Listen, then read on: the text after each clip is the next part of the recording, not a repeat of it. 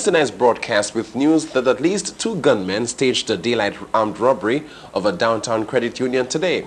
Got the surprise of their life when a licensed firearm holder exchanged gunfire with them, wounding both of them. However, the bandits managed to wound the man who shot them. A contractor was working in the building before escaping with an undisclosed sum of money. Police have since arrested the bandits, who were taken to Tapia Hospital for medical treatment. One of the bandits is an 18-year-old, the other 23. One was shot in the back, the other in the chest. A credit union employee who jumped from a window of the building in panic was also injured. Eyewitnesses say the bandits went to the credit union office pretending to be on legitimate business. They both had hats pulled low to hide their faces.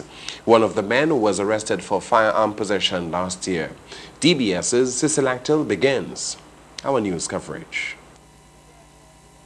This woman, who jumped from an upstairs window in panic as the armed men struck, was injured as a result and had to be rushed to hospital.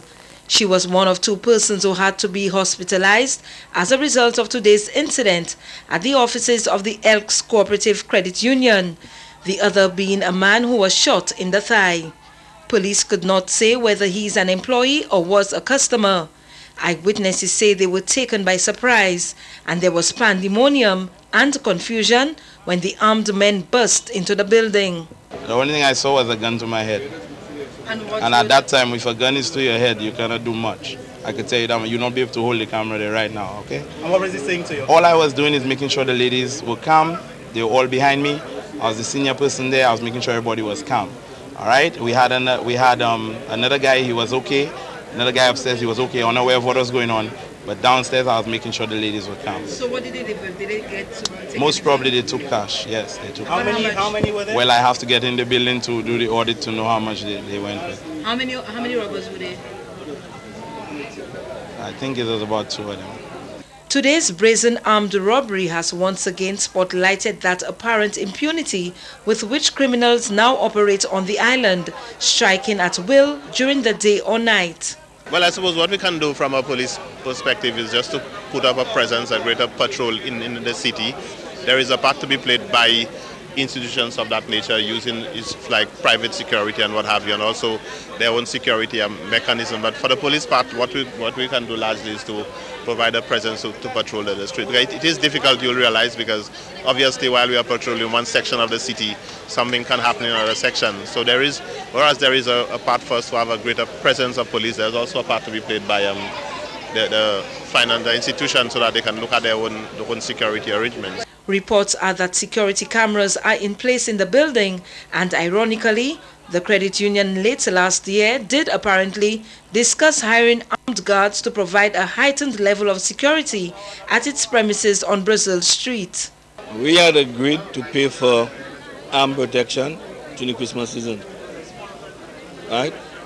And I'm wondering if people were armed, what would be the outcome? You know, you have to think of it all the time because we only have one door to go inside of there.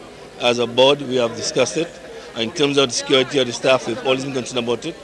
We fought and we asked the security firm to provide armed escort, right?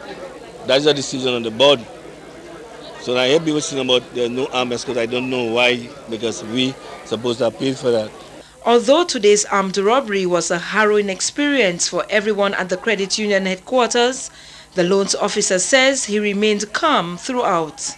I was rather calm because when you believe in God, if it's your time to go, it's your time to go. But God said He'll protect you, you know.